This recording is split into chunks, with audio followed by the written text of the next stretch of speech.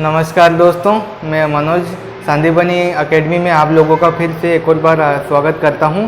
जैसा कि पिछले वाले लेक्चर में हम लोगों ने देखा था कि जीएस पेपर 4 क्या है और ये क्यों है हमारे सिलेबस में, और इसके बाद में फिर हमने ये जाना था कि इसके क्या क्या फ़ायदे हैं जो कि हमारे मेंस एग्जामिनेशन में भी काम आते हैं और इंटरव्यू में भी काम आते हैं, और फाइनली हमारे रियल लाइफ में भी वो विचार कहाँ पर अप्लाई होते हैं। मैंने इसके बारे में आप लोगों को थोड़ी हिंट दी थी। तो अब किसी भी टॉपिक को शुरुआत करने से पहले या किसी भी सिलेबस को शुरू करने से पहले हमारे पास दो ऑप्शन हैं कि या तो हम सिलेबस के पहले एक एक टॉपिक के बारे में थोड़ी थोड़ी हिंट जान लें, या फिर डायरेक्ट किसी एक टॉपिक में घुस जाएं और बाकी के जो पीछे के 4 या 5 टॉपिक हैं वो अंधकार में पड़े रहें, उनके बारे में हमारा दिमाग एकदम अंधकार में रहे कि आगे क्या होने वाला है, उनके बारे में तो बिल्कुल नहीं पता है। तो मेरा अनुमान है कि या मेरा मानना ये है कि हमें पहले सभी टॉपिक के बारे में थोड़ी थोड़ी हिंट जान लेनी चाहिए ताकि हमें ओवरऑल पता चल जाए, और बाकी जब भी अगर एक टॉपिक से दूसरे टॉपिक की इंटरलिंकिंग की बात हो तो हमें एक अच्छी समझ हो जाए, डेवलप हो जाए उनके बारे में। तो समझ लेते हैं कि कौन कौन से टॉपिक हैं। तो अगर हम बात करें तो पहला जो शब्द आपके आता है एथिक्स, और दूसरा वैल्यू, तीसरा शब्द आता है आपके एटीट्यूड, और चौथा एप्टीट्यूड, और पांचवा शब्द इमोशनल इंटेलिजेंस,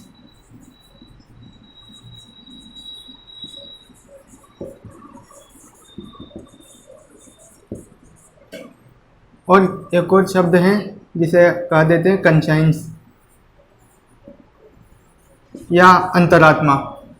अब ये सारी चीज़ें क्या हैं, इनके हिंदी शब्द भी अगर लिखना चाहो तो नैतिकता, वैल्यू का मूल्य, एटीट्यूड का अभिव्यक्ति, और एप्टीट्यूड का अभिरुचि, और इमोशनल इंटेलिजेंस का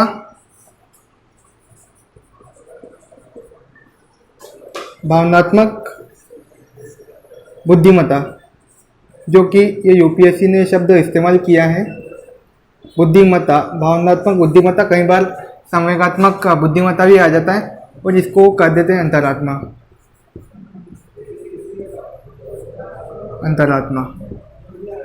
तो ये जो शब्द हैं हम थोड़ी थोड़ी इनके बारे में हिंट जान लेते हैं कि किस शब्द का क्या मीनिंग है और क्या टॉपिक हमसे क्या चाहता है।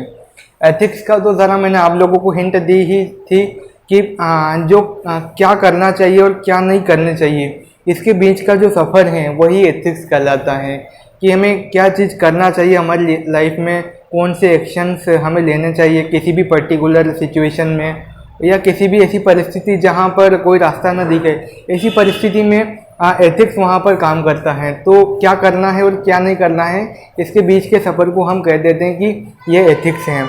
और इसे और ज़्यादा अधिक जानने के लिए आप लोगों को मेरे साथ लगातार बना रहना पड़ेगा, लेकिन उससे पहले अगला शब्द हम जान लेते हैं कि मूल्य क्या है। अब सीधा एक वाक्य में अगर इसके बारे में कहा जाए तो ये कहा जा सकता है कि जो हमारे जीवन के जितने भी सिद्धांत हैं उन सब का कलेक्शन अगर हम कर लें तो उन चीज़ों को हम कह देते हैं कि वो हमारे जीवन का मूल्य है। जैसे कि आपके जीवन का कुछ न कुछ मूल्य होंगे सही, जैसे कि ईमानदारी एक मूल्य हो गया, शाकाहारी बने रहना एक मूल्य हो गया, टाइम पर पहुंचना यानी कि पंक्चुअलिटी एक मूल्य हो गया, इसी के अलावा डिसिप्लिन एक आपके जीवन का एक मूल्य हो गया। उदाहरण के लिए समझते हैं कि जैसे कि किसी ने आपको बुलाया कि चले आना 3:30 बजे पान की दुकान पर, और आप भी अपने घर से निकल गए कि मैं 2 बजे निकल ही जाता हूँ ताकि 3:30 बजे पान की दुकान पर पहुँच ही जाऊँ, और आप जा रहे हो, रास्ते में आप ट्रैफिक में फंस गए, लेकिन आपको फिर भी अपने टाइम की परवाह है, आप टाइम के पंक्चुअल हो, तो आपने अपनी गाड़ी वहीं पर छोड़ी, अपना वाहन वहीं पर छोड़ा और दौड़ रहे हो, भाग रहे हो, वहाँ पर पसीने में गीले हो रहे हो पूरे, और फिर भी आपको परवाह है कि मुझे टाइम पर पहुँचना ही है। आप फिल्मों में, एक्शन फिल्मों में नायक की तरह बसों के ऊपर से कूद कूद के निकल जाओ कि मुझे टाइम पर पहुंचना है, फिर उसके बाद फिर और आगे रास्ता नहीं मिला तो फिर आप लोगों के घर पर छलांगे मारते हुए जा रहे हो कि नहीं कुछ भी हो जाए लेकिन वो वाली पान की दुकान पर मुझे जाना ही है। तो फाइनली आप 3:25 पर पान की दुकान पर पहुंच ही गए, समय से 5 मिनट पहले। तो इसे ये कहा जा सकता है कि आप अपने जीवन में समय की बहुत वैल्यू करते हो, यानी कि आप पंक्चुअल व्यक्ति हो। इसी के अलावा जैसे कि हम शाकाहारी का उदाहरण ले लेते हैं कि शाकाहारी बने रहना भी एक जीवन में एक मूल्य है। अब मान लीजिए कि आप किसी व्यक्ति से मिले, दोस्ती हुई, गहरी दोस्ती हुई और फाइनली आप लोगों के बीच में डिसाइड हुआ कि चलो एक दिन कहीं भोजन करने चलते हैं किसी अच्छे रेस्टोरेंट में, और आप दोनों साथ में भोजन करने गए। मान लीजिए कि आप वो आपका महिला मित्र या पुरुष मित्र भी हो सकता है या और दूसरा मित्र भी, और आप दोनों साथ में गए और आपके जो मित्र हैं उसने एक वेटर को बुलाया कि भाई साहब इधर आओ, और उसने कुछ खाने में ऑर्डर दिया, 2-4 सांप ऑर्डर किए, 10-12 बिच्छू ऑर्डर किए, 4-5 केकड़े ऑर्डर किए और वगैरह और भी नॉन वेजिटेरियन चीज़ें। तो आपने बोला भाई ये क्या कर रहा है, मैं जानवर वगैरह नहीं खाता, मैं शाकाहारी इंसान हूँ। अरे यार पहली बार है, मेरे खातिर खा ले, मैं तुम्हारा दोस्त हूँ, मेरे खातिर खा ले। तो आपने मना ही कर दिया, भाई कुछ भी हो जाए, भले आज ही ब्रेकअप लेटर तुम्हें लिख दूँ मैं, कुछ भी हो जाए लेकिन नहीं खाऊंगा तो नहीं खाऊंगा। तो यानी कि शाकाहारी बने रहना आपके जीवन का एक मूल्य हो गया। वहीं एक और मूल्य की मान लीजिए कि आप IAS बन गए हो, और IAS बनने के बाद तो सभी को पता है कि तरह तरह के ऑफर आते हैं। तो वो एक ऑफर में एक व्यक्ति आपके केबिन में आया और एक गुलाबी नोटों की खुशबू आती जा रही है आपके केबिन में से, और आया और ज़रा सा कि आपके तो बाएं हाथ का काम है, मेरा ये काम थोड़ा सा फंसा हुआ तो आप निकलवा दीजिए और ये लीजिए ज़रा सा गिफ्ट। तो आपने बिल्कुल एकदम ना, ईमानदार आदमी है भाई, ईमानदारी से काम करेंगे हम अपना, और आपने मना कर दिया उसे कि नहीं लेंगे, जाओ ले जाओ आप अपना वापस। अगर कोई काम लीगल होगा तो हम करेंगे ना, और इलीगल काम है तो बिल्कुल भी हम उसमें इंटरफेयर नहीं करेंगे, चाहे कुछ भी हो जाए। देश की रक्षा का मामला है, हम इसमें बिल्कुल भी रिस्क नहीं ले सकते। तो यानी कि आपने अपनी सर्विस के प्रति ईमानदारी बताई, तो ईमानदारी आपका एक मूल्य हो गया जीवन का। एक और चौथा मूल्य हम समझ सकते हैं कि डिसिप्लिन किसी के जीवन का मूल्य हो सकता है। मान लीजिए कि आपका एक जीवन का मूल्य है कि मुझे मुर्गे से पहले सुबह 4 बजे उठ ही जाना है किसी भी कीमत में। और एक दिन ऐसा मान लीजिए कि आप कहीं फंक्शन में गए और आते समय 2:30 बज गए आपको, और सिर्फ घर आए 3 तो ही बज गई, 3 तो ऐसे ही बज गए आप लोगों को आते थे, और आपने फिर 3 बजे सोए और 4 बजे आपको तो उठना था मुर्गे से पहले, तो आप 4 बजे उठ ही गए। और फिर कुछ ऐसा हुआ कि 8 बजे तक आप यहाँ से भी उठ ही गए। ऐसा हुआ कि 4 बजे उठे, 5 बजे तक ज़्यादा कमजोरी फील हुई, 6 बजे कुछ ऐसा इंसिडेंट हुआ कि एकदम चक्कर आए, नीचे गिर पड़े, और कुछ ऐसी जगह गिरे जहाँ से आप हमेशा के लिए उठ ही गए। तो अपने दूसरे सिद्धांतों से कॉम्प्रोमाइज़ ना करना, कुछ ऐसे कलेक्शंस को हम कह देते हैं कि वो हमारे जीवन का मूल्य है। बाकी और भी आपके जीवन के मूल्य होंगे ही सही, लेकिन मैंने तो कुछ हिंट दी हैं, तो हम बाकी आगे समझते हैं कि मूल्य। अगर आप लोगों को हिंट समझ में आ गई तो एटीट्यूड किसे कहते हैं। एटीट्यूड अगर सामान्य शब्द में डिफाइन करना हो या एक सेंटेंस में डिफाइन करना हो तो ये कह देते हैं कि किसी भी व्यक्ति, वस्तु या विचार के प्रति हमारा रुझान। इसका सामान्य सा मतलब होता है रुझान, या थोड़ा अंग्रेजी में सिंपल करके पढ़ने की कोशिश करते हैं तो अट्रैक्शन, या उसके प्रति हमारे जो भी थॉट हैं, विचार हैं, या उसके हमारे जो भी पॉजिटिव और नेगेटिव विचार हैं, उन सब के कलेक्शन को हम कह देते हैं कि हमारा किसी वस्तु या विचार या व्यक्ति के प्रति एटीट्यूड है।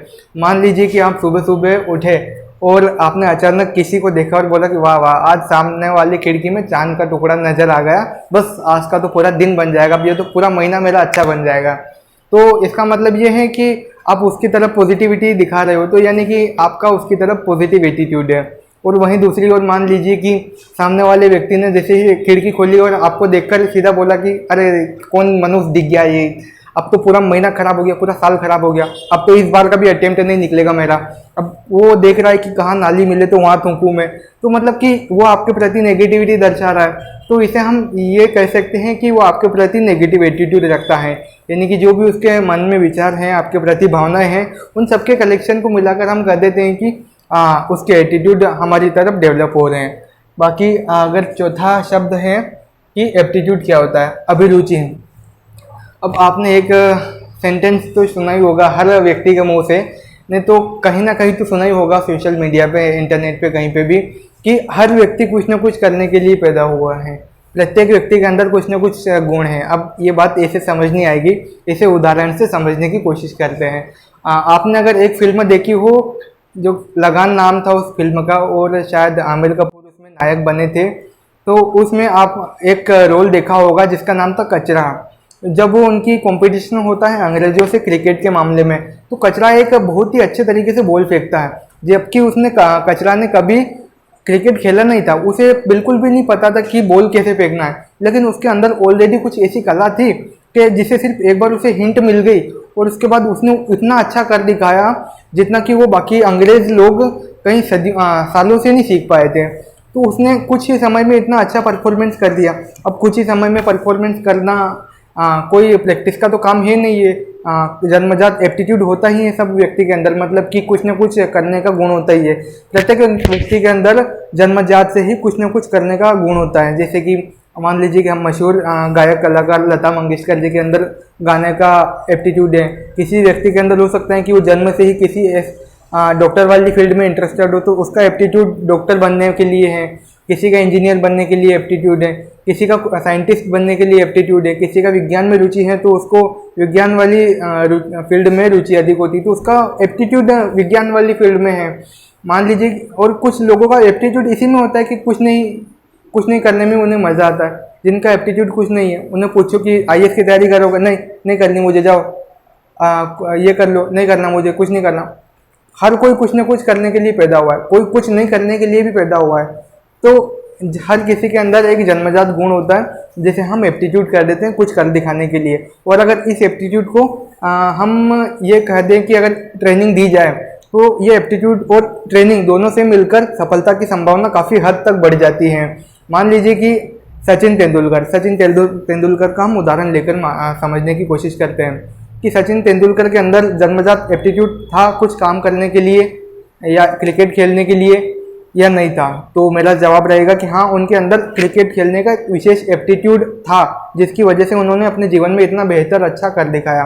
अब मान लीजिए सचिन तेंदुलकर के अंदर क्रिकेट खेलने का एप्टीट्यूड नहीं होता और कुछ अच्छा खेलने का एप्टीट्यूड होता, तो क्या वो मान लीजिए कि सचिन तेंदुलकर के अंदर एक एप्टीट्यूड है कंचा खेलने का, वो अपने घर से बाहर निकले और उन्होंने देखा कि बच्चे कंचे खेल रहे हैं, तो उन्होंने भी वो वाले टाइम पे बच्चे थे, अब उन्होंने एक दो कंचा उठाया, अच्छे खेलने लग गए। उनका कंचे खेलने में एप्टीट्यूड अच्छा निकला और इनकी रुचि भी बढ़ गई। अचानक एक दिन क्या हुआ कि क्रिकेट की टीम में एक खिलाड़ी कम पड़ गया, तो पास ही में सचिन तेंदुलकर खड़े थे। उन्होंने लगा कि यार ये तो मुंबई का महा कंचेबाज है, तो इसे क्रिकेट में भी ले ही लेते हैं, क्या पता यहाँ भी कुछ कमाल कर दे। तो क्या लगता है आप लोगों को कि वो क्रिकेट में कमाल कर पाएंगे? ज़्यादा से ज़्यादा एक आध छक्का चौका अच्छे से लग जाएगा, नहीं तो आंख बंद करके ऐसा सामने से किसी ने बॉल फेंकी, आंख बंद कर लिया और कुछ ऐसे एंगल से टकरा गई बॉल कि हाँ ऑटोमेटिक चौका लग गया। तो बाकी दूसरी कंडीशन में तो हर बार तो वो अच्छा परफॉर्मेंस नहीं कर दिखाएंगे, क्योंकि उनके अंदर वो वाला एप्टीट्यूड है ही नहीं जो क्रिकेट खेलने के लिए चाहिए होता है। उनके अंदर एप्टीट्यूड है कंचेबाज बनने का, वो बन के बैठे हैं। तो ऐसा हमारे साथ में होता है कि हमारे सबके अंदर एक विशेष प्रकार का गुण होता है जो कि हमें कुछ कर दिखाने के लिए एक्टिव रखता है हमेशा, और हमारी अंतरात्मा और हमारी बॉडी ही कुछ उसको सपोर्ट करती है।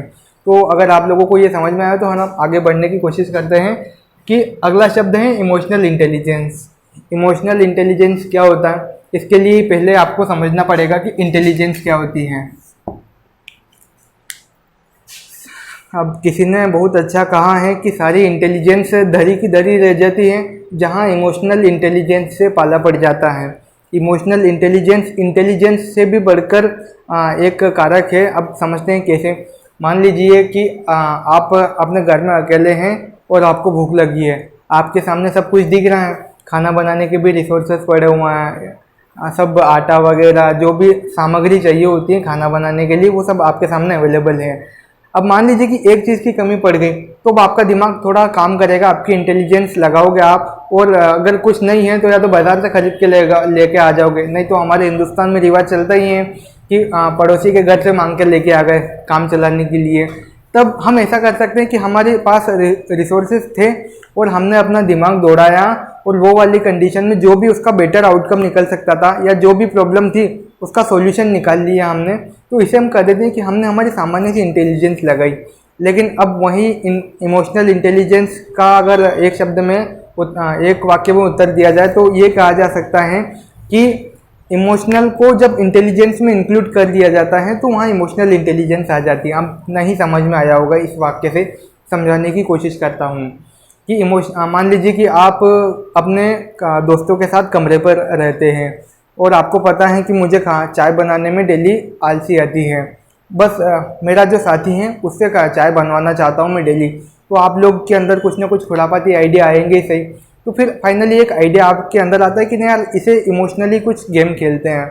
क्या गेम खेलते हैं कि पहली बार उसे चाय बनाने की बोला और पहली बार जब उसने चाय बनाई तो आपको पता है कि अगर इसकी तारीफ करूँगा तो अगली बार चाय बनाएगा, तो आपने फिर इमोशनली उसकी तारीफ की, वाह वाह वाह वाह वाह क्या चाय बनाई है तुमने, मज़ा आ गया, अगली बार से तुम ही चाय बनाओगे। जबकि भले उसने चाय ऐसी बनाई हो कि भले चाय पीते ही उल्टी हो जाए, लेकिन एक बार मन मार के आपने पी ली, क्योंकि आपको पता है एक बार बनाएगा, 2 बार बनाएगा, 3 बार बनाएगा, चौथी 5वीं बार तो अच्छी बनाने ही लग जाएगी।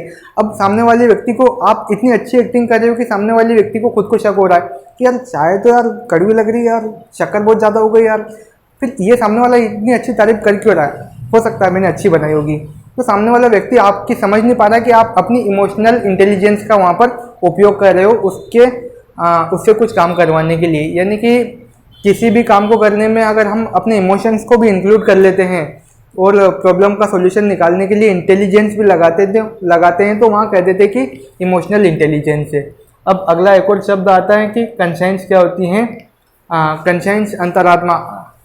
कई बार ऐसा होता है कि बहुत सारी परिस्थितियों में हम ऐसी जगह फंस जाते हैं जहाँ ना तो हमारा दिमाग काम करता है और ना ही कहीं दूसरी तरफ से या बाहरी स्रोतों से हमें उसका कोई सोल्यूशन देखने को मिलता है। तो ऐसी कंडीशन में फाइनली एक ही रास्ता बचता है कि हमारे अंदर से एक आवाज़ आती है, जहाँ हम किसी कन्फ्लिक्ट में फंस जाते हैं, जहाँ किसी नैतिक दुविधा में फंस जाते हैं, तो वहाँ हमारे पास में एक अंदर से आवाज़ आती है हमारे अंदर से कि ये करना सही है, ये करना गलत है। यानी कि सीधी सिंपल भाषा में कहा जाए तो कि नैतिक दुविधाओं में अगर हमारे अंदर से किसी प्रकार की आवाज़ आ रही है कि जो उसका सॉल्यूशन दे रही है, तो वो और कोई नहीं है, जो आवाज़ लगाने वाला है वो हमारे अंतरात्मा ही है। जैसे कि आपने फिल्मों में देखा होगा कि नायिका दर्पण के सामने बैठी हैं, एक नायिका दर्पण में दिख रही है, एक नायिका दर्पण के इधर बैठी हुई है और नायिका सोच रही है अपने मन ही मन विचार में कि नायक राहुल बाहर खड़ा हुआ है, क्या करना है सिमरन। फिर एक सिमरन कहती है कि घर वालों की इज्जत क्या होगी, इतना सब मैनेजमेंट किया है, पाल पोस कर बड़ा किया है, वो सारी दिमाग में चीज आ रही है। और दूसरी नायिका दर्पण के उधर बैठी है और वो कहना चाह रही है कि जा सिमरन जा, जी ले अपनी ज़िंदगी, यही है एक हमारी आखिरी ज़िंदगी। तो वो जो सामने बैठकर अंदर से आवाज़ लगा रही है, जो रियल नहीं है लेकिन ऐसा लग रहा है कि हमारे अंदर से आवाज़ आ रही है, तो उसे कह देते हैं कि अंतरात्मा है। तो ये सारी चीज़ें हैं जो सिलेबस के शुरुआत में हमें समझने को ज़रूरत पड़ती है। तो अगर इन सभी को इंटर रिलेट करके समझोगे तो बहुत ही आसानी होगी कि आप सिलेबस को अच्छे से समझ पाओ। बाकी उम्मीद है कि आप लोगों को समझ में आया होगा और अगली बार अगर आपको कुछ ऐसा डाउट लगे तो आप ज़रूर अपने टिप्पणियाँ करें, बिल्कुल यानी कि कमेंट करें और कहें कि अगली बार कौन सा टॉपिक है। अगर आपके डाउट हैं तो उसके समझाने की कोशिश करेंगे। बाकी इसके अलावा अगली बार फिर जल्द ही मिलेंगे। अलविदा कहता हूँ।